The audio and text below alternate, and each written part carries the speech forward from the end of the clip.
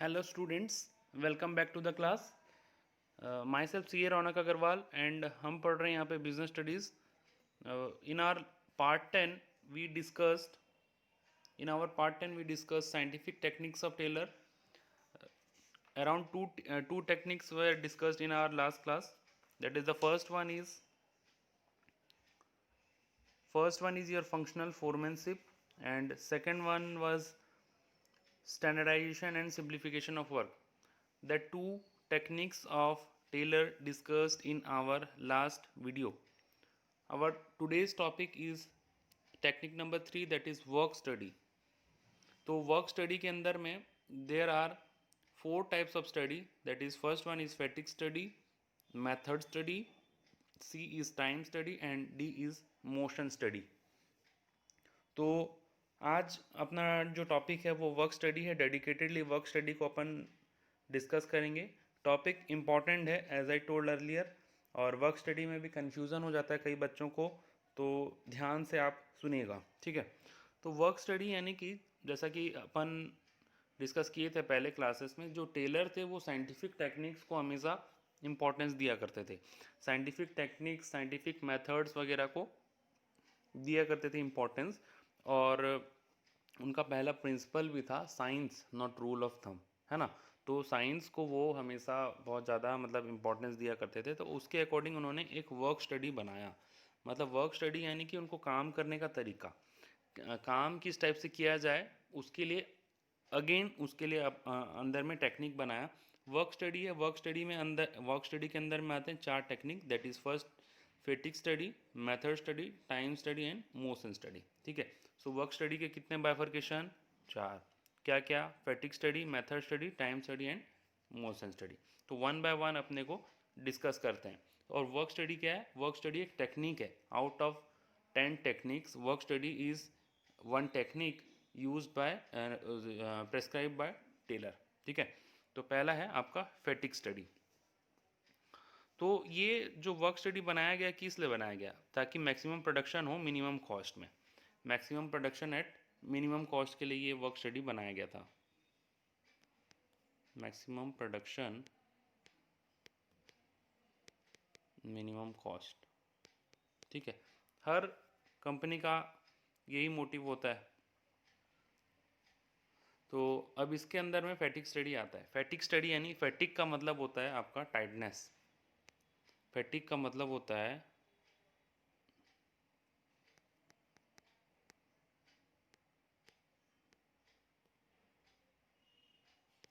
Tiredness, ठीक है. तो हर इंसान थकता है, चाहे वो वर्कर हो, चाहे बड़े लेवल का एम्प्लॉय हो, चाहे जैसा भी इंसान हो, चाहे मैनेजर हो, हर टाइप का इंसान थकता है. और स्टूडेंट्स भी थकते हैं, टीचर्स भी थकते हैं, जितने प्रोफेशनल्स हैं वो भी थकते हैं, है ना. तो टायर्डनेस एक ऐसा चीज़ है जो हर किसी के लाइफ में एक पॉइंट ऑफ टाइम के बाद आता है. पर हर डे आता है. लाइफ में बोलना तो सही नहीं है. हर डे काम करने के बाद इंसान थक जाता है, और उसी का नाम होता है फैटिक, ठीक है. और फैटिक स्टडी यानी कि इंसान जब थकता है, जो वर्कर थक जाते हैं उनका स्टडी करना, ठीक है. सिंपल सेंस में जब इंसान थक जाता है तो उसका स्टडी करके उसको प्रॉपर रेस्ट देना. तो इसमें टेलर ये बोलते हैं, सिंपल शॉर्ट क्लियर कट में आपको बताता हूँ. टेलर ये इसमें बोलते हैं कि जब जैसे मान लीजिए जो पर्सन है, जो वर्कर है, वो थक गया, तब उसको रेस्ट दे दो. और रेस्ट का इंटरवल प्रॉपर होना चाहिए, वो कैलकुलेटेड होगा. तो पहले तो स्टडी करो कि पर्सन कितना काम करने के बाद थकता है, वो कितना. जैसे सपोज मान लीजिए एक वर्कर है, वो 2 आवर्स काम करने के बाद थक जाता है, ठीक है. तो एक 2 आवर्स का स्लॉट बना दीजिए कि 2 आवर्स वर्किंग है. ये वर्किंग के बाद आपको रेस्ट मिलेगा कितने देर का? 15 मिनट्स का. 15 मिनट्स का रेस्ट आपको मिलेगा. और 15 मिनट्स के बाद आपको फिर से रीजॉइन करना है आपके सेकंड शिफ्ट के लिए. सेकंड शिफ्ट के लिए मतलब सेकंड टाइम आपको फिर से रीजॉइन करना है, ठीक है. तो ये स्टडी करना पड़ेगा कि कितने घंटे के बाद वर्कर थक जाता है. 2 आवर्स के बाद थकता है तो उसके बाद उसको रेस्ट चाहिए. अगर मान लीजिए कंपनी में 3 शिफ्ट में काम होता है। Company is working on 3 shift, first, second and third. ठीक है, अब क्या होगा, फर्स्ट शिफ्ट में एक वर्कर काम करता है, सेकेंड शिफ्ट के लिए बी है, और थर्ड शिफ्ट के लिए डिसाइड करेंगे कि कौन काम किसको करना चाहिए। तो यहाँ पे हम देख रहे हैं कि वर्कर ए जो है एक शिफ्ट के बाद थक जाता है। ठीक है, तो हमने क्या किया, फर्स्ट शिफ्ट में रख दिया ए को। ठीक है, ए के बाद फर्स्ट शिफ्ट ख़त्म हो गया। फर्स्ट शिफ्ट एक शिफ्ट यानी कि मतलब एक एक कुछ आवर्स का एक शिफ्ट होता है। जैसे मान लीजिए 2 आवर्स का एक शिफ्ट हो गया, फिर 2 आवर्स का सेकंड शिफ्ट हो गया, फिर 2 आवर्स का थर्ड शिफ्ट हो गया, इसी हिसाब से होता है। तो मान लीजिए कि फर्स्ट शिफ्ट के बाद वर्कर थक गया, तो इसको क्या किए, फर्स्ट शिफ्ट काम करवा ली, इसके बाद यहाँ पे सेकंड शिफ्ट में उसको रेस्ट दे दिए। तो सेकंड शिफ्ट के बाद सेकंड शिफ्ट कौन काम करेगा, यहाँ पे बी करेगा, वर्कर ए नहीं करेगा, यहाँ पे बी करेगा। ठीक है, अब यहाँ पे ए को रेस्ट दिए थे सेकंड शिफ्ट के लिए, तो इसको आप थर्ड शिफ्ट में लगा लीजिए, यहाँ पे ए फिर से काम करेगा। ठीक है, अब बी को सेकंड शिफ्ट में काम दिए थे, उसके बाद ये थर्ड शिफ्ट में रेस्ट करेगा।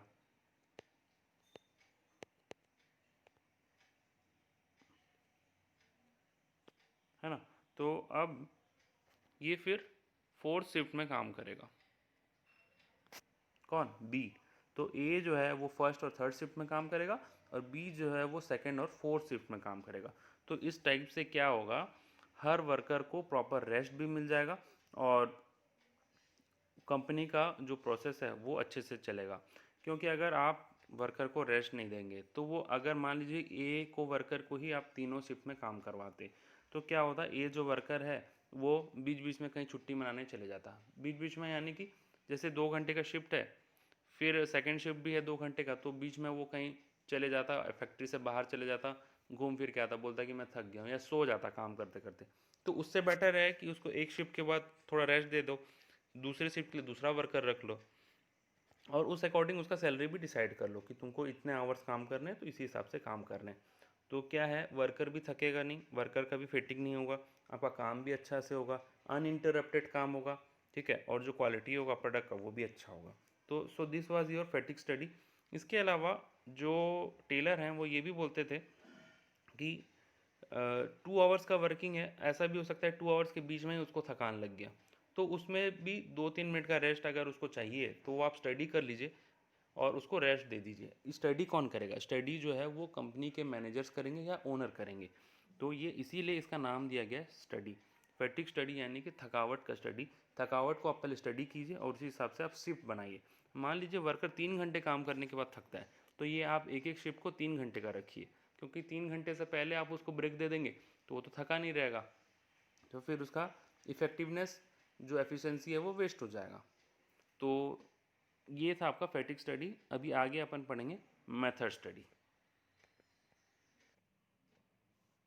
तो मेथड स्टडी के दौरान अब इसमें भी साइंटिफिक अप्रोच लगाना है एज पर टेलर, कि कौन सा मेथड आपके कंपनी में या फिर आपके कंपनी के प्रोडक्ट में सूट करता है।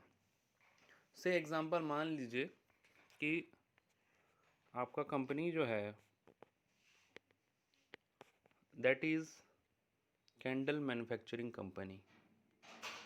कैंडल, हाँ, कैंडल मतलब तो समझ ही रहे होंगे आप, मोमबत्ती। ठीक है,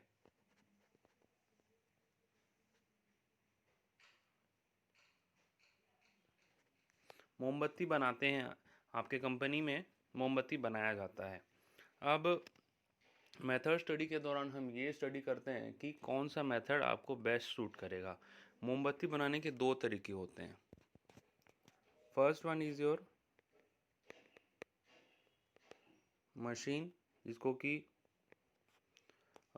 आपका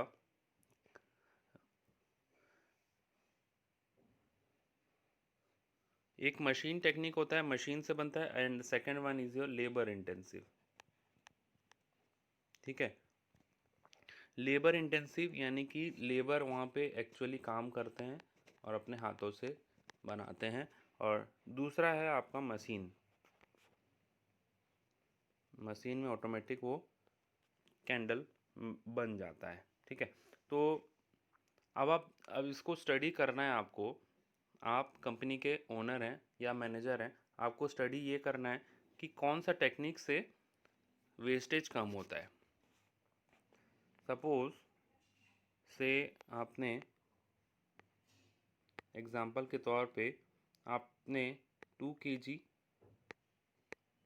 वैक्स खरीदा, ठीक है, और मशीन में डाला तो 200 पीसेस कैंडल बन के आए, और उसी चीज़ को 2 kg वैक्स लेबर्स को दिए तो वहाँ से आया 150 पीस कैंडल। तो आप देख रहे हैं कि आपके सामने है आउटपुट। 2 kg वैक्स के बदले मशीन आपको देता है 200 पीसेस ऑफ मोमबत्ती and labours are giving you 150 pieces of candles. ठीक है, तो दोनों में से कौन सा फ़ायदेमंद रहेगा आपके लिए? ऑब्वियस सा बात है, ये 200 पीस वाला, यानी कि आपको चूज़ करना है मशीन ओरिएंटेड। तो ये आपका मेथड स्टडी है। मेथड स्टडी में आपका मेथड सिलेक्ट किया जाता है, और मेथड टेलर बोलते हैं कि मेथड ऐसे ही सिलेक्ट नहीं कर सकते। आप पहले स्टडी करेंगे, दोनों जगह स्टडी करेंगे कि लेबर में आपका कितना आउटपुट है और मशीन में कितना आउटपुट है, वो पहले स्टडी करेंगे। उसके बाद स्टडी करने के बाद आप देखेंगे कि आपके लिए कौन सा बेस्ट फिट होगा, वही मेथड आप चूज़ करेंगे। तो ये था आपका मेथड स्टडी। मेथड स्टडी क्यों लगाया गया? क्योंकि पहले आपको स्टडी करना है, उसके बाद आपको चूज़ करना है। ऐसा भी हो सकता है कि इस कंपनी के लिए, सपोज मान लीजिए ये कंपनी 1 है, कंपनी 2 कोई दूसरा कंपनी है, वो भी कैंडल वाला है, ठीक है, लेकिन उसके यहाँ लेबर बहुत ज़्यादा अच्छे हैं, तो वो 2 kg में 250 पीसेस बना करके देते हैं। ठीक है, तो 250 पीसेस बना करके देते हैं, और मशीन में तो 200 पीसेस ही आता है। तो उसके लिए कौन सा टेक्निक बेटर रहेगा? उसके लिए 250 पीसेस वाला, यानी कि लेबर इंटेंसिव टेक्निक बेटर रहेगा। तो that depends upon company to company and labour to labour, या फिर जो भी मतलब आपका जो टेक्निक है, जो मेथड है, वो हर किसी के लिए अलग अलग हो सकता है। कईयों के यहाँ लेबर अच्छे हैं तो वो ज़्यादा आउटपुट दे सकते हैं मशीन से भी ज़्यादा। कईयों के यहाँ लेबर अच्छे नहीं है तो फिर उस केस में मशीन ओरिएंटेड होना चाहिए। So this was your method study. जो मेथड आपके कंपनी के लिए बेटर है, जिसमें कॉस्ट आपका कम आता है, मिनिमम कॉस्ट में आउटपुट ज़्यादा आता है, वो मेथड आपको सिलेक्ट करना है। Right, now we will discuss time study. Third one is your time study. Time study यानी कि नाम से पता चल रहा है आपको कि टाइम कितना लगता है एक प्रोडक्ट बनाने के लिए। अब ये टाइम कितना लगता है एक प्रोडक्ट बनाने के लिए, सपोज एक एग्जांपल के तौर पे लेते हैं 1 पैकेट ऑफ बिस्किट। तो एक पैकेट बिस्किट बनाने के लिए कितना समय लगता है, ये पहले हम देखेंगे कि एक पैकेट बिस्किट बनाने के लिए कितना टाइम लगता है। कई साल से हम देखते आ रहे हैं, कई सालों से देखते आ रहे हैं कि एक पैकेट बिस्किट बनाने के लिए टाइम रिक्वायर्ड इज 10 मिनट्स। ठीक है, ये लेबर के द्वारा, हाँ, जब लेबर एक पैकेट पूरा कंप्लीट बिस्किट बनाता है, right from giving raw materials in machine and packaging of biscuit, उसको 10 मिनट लगते हैं। 10 मिनट में एक पैकेट बन के तैयार हो जाता है। ठीक है, तो कई साल से हम देखते आ रहे हैं, तो ये बनेगा आपका स्टैंडर्ड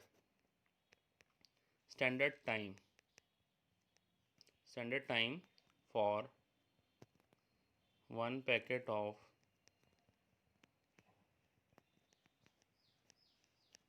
बिस्किट। ठीक है, तो ये बन गया आपका स्टैंडर्ड टाइम। आपने स्टैंडर्ड टाइम बना करके रखा है, टाइम स्टडी किया है। अब आपकी कंपनी में मान लीजिए नए लेबर आए, ठीक है, आपने लेबर को चेंज किया, कोई कारणवश लेबर जो हैं वो छोड़ दिए हैं कंपनी, और नए लेबर आ गए हैं, या फिर कोई दूसरे लेबर हैं जो कि पहले काम नहीं करते थे, ठीक है। जो भी मान लीजिए कि पुराना लेबर नहीं है, पुराना वर्कर नहीं है, नया वर्कर आया है। अब वो वर्कर जो है एक पैकेट बनाने के लिए 15 मिनट्स लगा रहा है, ठीक है। एक पैकेट बिस्किट बनाने के लिए same company, same raw material, same सब कुछ में वो 15 मिनट्स लगा रहा है। तो आपको पता चल जाएगा, you will now compare 10 minutes and 15 minutes, difference कितना है, 5 मिनट्स एक्स्ट्रा लगा रहा है वो। तो वो क्यों लगा रहा है, जा कर के देखिए, कहीं जो लेबर है, कहीं जो वर्कर है वो एक्स्ट्रा टाइम वेस्ट तो नहीं कर रहा है, कहीं वो गप्पे तो नहीं लड़ा रहा है आपस में, या फिर फ़ोन में तो नहीं लगा हुआ है, या फिर सो तो नहीं गया है। तो ये है आपका टाइम स्टडी। इससे पता चलता है कि एक वर्कर को मतलब कोई भी चीज़ हो उसका एक स्टैंडर्ड टाइम होना चाहिए, और स्टैंडर्ड टाइम से अगर ज़्यादा लग रहा है that means the company is wasting it's time. और उसको जा कर के चेक कीजिए कि क्यों एक्स्ट्रा लग रहा है, क्या रीज़न है, या तो मशीन ख़राब हो गया। कई बार क्या होता है, जेन्युइन रीज़न से भी हो सकता है कि टाइम ज़्यादा लग रहा हो, तो क्या उसको जा कर के चेक कीजिए और उसमें करेक्शन लेके आइए, उसमें जो भी सुधार करिए ताकि टाइम वेस्ट ना हो, और जितना ऑप्टिमम टाइम है उतना में वो प्रोडक्ट बनाए, ठीक है। अब कईयों के दिमाग में ये क्वेश्चन आ रहा होगा कि ये 10 मिनट कहाँ से आया, ये 10 मिनट कैसे डिसाइड करेंगे। टेलर ये चीज़ भी बताते हैं कि 10 मिनट कैसे डिसाइड होगा। मैं आपको शॉर्ट में बताता हूँ ये 10 मिनट कैसे होगा डिसाइड। देखिए, आपने 10 मिनट आपने डिसाइड तो कर लिया कैसे होगा, ठीक है, लेकिन कैसे हुआ मैं बताता हूँ आपको कि ये 10 मिनट कैसे डिसाइड करेंगे। सपोज मान लीजिए एक लेबर है ए, उसका नाम ए है, और उसने बिस्किट बनाया था 15 मिनट्स में, ठीक है। लेबर बी ने 13 मिनट्स में बनाया, लेबर सी ने 8 मिनट्स में बना के दे दिया, और लेबर डी ने 9 मिनट्स में बनाकर आपको दिया। लेबर ई भी कोई लेबर है जो कि 7 मिनट्स में भी बना के आपको दे रहा है, ठीक है।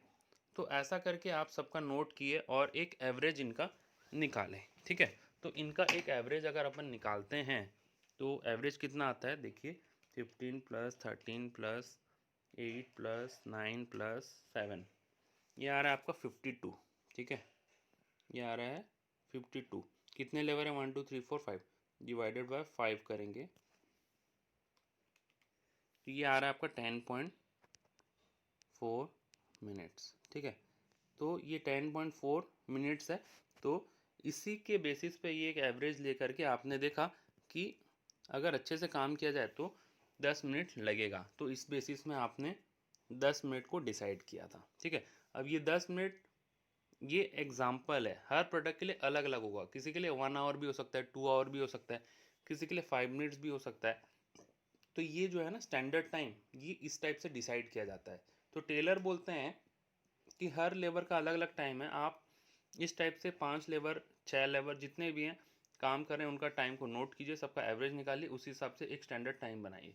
फिर उसके अकॉर्डिंग काम कर रहा है जो नया लेबर है, या कोई भी लेबर है, कोई भी लेबर काम कर रहा है तो उसका टाइम को नोट कीजिए, वो उससे ज़्यादा लगा रहा है, कम लगा रहा है, क्या लगा रहा है, ठीक है। कम लगा रहा है तो अच्छी बात है, लेबर अच्छा है, काम आपका जल्दी कर दे रहा है।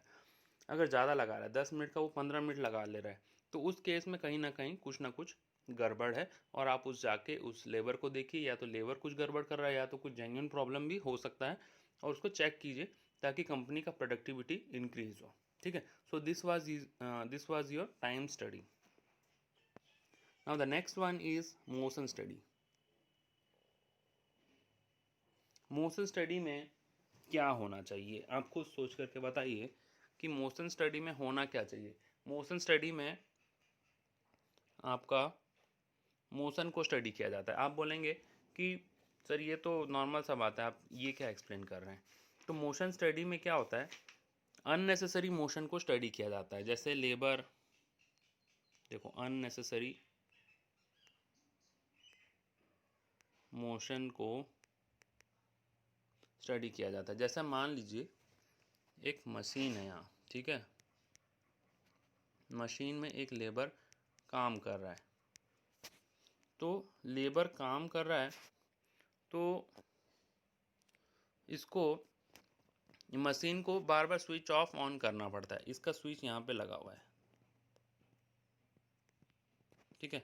ये स्विच यहाँ पे लगा हुआ है, तो लेबर को बार बार इधर जाना पड़ता है, फिर वापस से आके मशीन में काम करना पड़ता है। ये मशीन का स्टाइल ही कुछ ऐसा है कि मतलब इसमें जो प्रोडक्ट बनाएंगे ना, उसको बार बार स्विच को इधर जाना, मतलब बार बार उसको ऑन ऑफ करना पड़ता है। तो स्विच क्या क्या किया गया है, यहाँ लगा हुआ है, तो लेबर बार बार इधर जाता है, इधर से फिर वापस इधर आता है, फिर इधर जाता है, फिर इधर से इधर वापस आता है, इधर जाता है, इधर से फिर वापस आता है। देखो कितना अनप्रोडक्टिव मूवमेंट है इसका। यहाँ पे मशीन में काम करना ठीक बात है, लेकिन इधर से इधर जाना, फिर इधर से इधर आना। तो एक एग्जांपल ये है कि ये मशीन, ये जो स्विच है, ये स्विच को क्या हम यहाँ लगा सकते हैं मशीन के एकदम पास में? ये स्विच को हम इधर लगा दें तो कैसा रहेगा? तो क्या लेबर बैठा बैठा यहीं से ऑन ऑफ कर लेगा? तो इसका ये वाला पार्ट जो है अनप्रोडक्टिव मूवमेंट, ये दिस वन, ये वाला पार्ट ख़त्म हो जाएगा। तो इससे क्या होगा? Wastage of time will not happen and productivity of company will increase. So this is your motion study. इसी टाइप से कुछ और मोशन भी हो सकता है। मान लो कई बुक्स में एग्जांपल आपका ये दिया हुआ है कि यहाँ मशीन में काम करते हुए टूल्स चाहिए उसको, ठीक है, टूल्स, ठीक है, यानी कि हथियार। तो ये क्या करता है? बार बार नीचे झुकता है, फिर टूल को उठाता है, फिर यूज़ करता है, फिर रखता है। वैसे ही अनप्रोडक्टिव टाइम इसका बहुत हो रहा है। नीचे से ले रहा है, ऊपर यूज़ कर रहा है, फिर वापस रख रहा है। तो इसी जगह पे एक टेबल लगा के यहाँ पे टूल्स को रख दिया जाए यहाँ टेबल में, तो ये क्या है, लेबर जो है यहाँ से डायरेक्ट लेगा, यहीं रख देगा, तो इसका अनप्रोडक्टिव मूवमेंट ये वाला नहीं होगा, ये अनप्रोडक्टिव मूवमेंट जो था, तो जिससे टाइम वेस्ट नहीं होगा। So this was is your motion study. Motion, unnecessary motion को डिसाइड करना है और उसको कम करना है, ताकि वर्कर अच्छे से काम कर पाए और उसका टाइम वेस्ट ना हो इधर उधर घूमने की वजह से, ठीक है। सो this was regarding your today's discussion of work study. First one is your fatigue study, second is your method study, third one is your time study and last one is your motion study. एक बार first revision कर लेते हैं ताकि आपको सब चीज़ दिमाग में रहे। फैटिक स्टडी में क्या होता है? अननेसेसरी, उसमें जैसे मान लीजिए कि फैटिक हो रहा है, लेबर को फैटिक हो रहा है, थकान हो रहा है महसूस, तो उसको नोट किया जाता है और जिस वक्त वो थकता है उस वक्त रेस्ट उसको दे दिया जाता है और शिफ्ट बेसिस में भी उससे काम करवाया जाता है। मेथड स्टडी में मेथड को सिलेक्ट करते हैं, मशीन ऑटोमेटिक मेथड करना है या लेबर मेथड करना है, लेबर के हिसाब से काम करना है, उस हिसाब से मेथड को चूज़ किया जाता है और लेबर से काम करवाया जाता है अगर लेबर फ़ायदेमंद हो तो, और अगर लेबर फ़ायदेमंद नहीं है तो मशीन से काम करवाना है। उसी तरीके से मेथड चूज़ किया जाता है। टाइम स्टडी में स्टैंडर्ड टाइम डिसाइड किया जाता है कि वर्कर को एक प्रोडक्ट बनाने में कितना टाइम लगता है, उसी हिसाब से स्टैंडर्ड टाइम डिसाइड करके अगर लेबर ज़्यादा टाइम लगा रहा है तो उस चीज़ को चेक किया जाता है। And the last one is जो मोशन स्टडी, ये आपके सामने है। अननेसेसरी मोशन को रोका जाता है ताकि वर्कर का टाइम वेस्ट ना हो। So I hope you all understood the video. Thank you for watching this video. Have a nice day.